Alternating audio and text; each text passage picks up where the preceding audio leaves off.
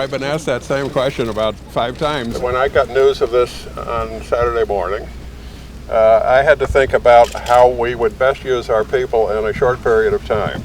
Our entire management was headed to this location.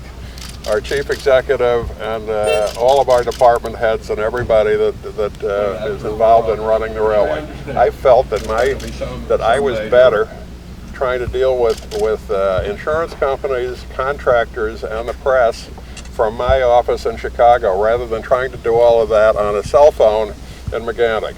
And I knew that when the first responders had the city basically locked down, that all I would do is be able to get within a couple of miles of the place anyway.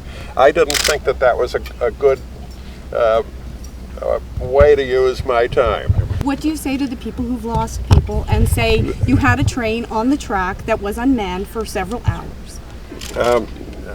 I say that I'm absolutely with them in their tragedy. I understand their tragedy. I feel personally absolutely rotten about it. But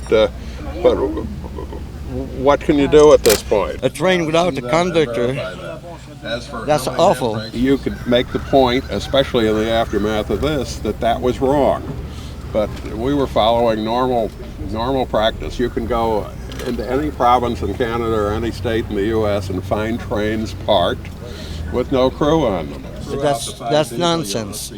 I'm not placing blame on anybody at this point. I'm trying to develop all of the facts that are known. It's still behind police lines. Our inspectors on Saturday, midday, when they first arrived here, had about 5 minutes to look at the locomotive. When our people first investigated this locomotive, they found that the emergency shut-off switch had been pulled on the locomotive, and that circuit breakers in the cab had been all moved. They said somebody has done something to this locomotive. We didn't make guesses. The locomotive had been tampered with. That is definitely true. And it was the fire people that tampered with it. Now, were they negligent in their tampering? I think not.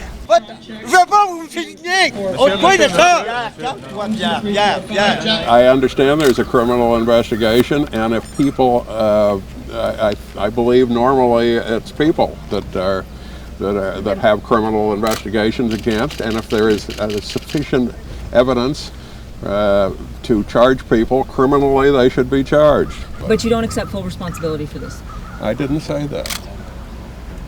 You see, people are always putting words in my mouth. Please, I did not say that. We think we have plenty of responsibility here.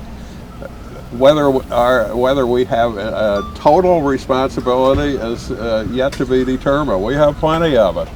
We're going to try to help out everything that we can with this community, working through the city and the Red Cross to do our best to meet our obligation to make repairs and put people back in homes and things like that. Put a rope around his neck and hang himself. That would make me happy. We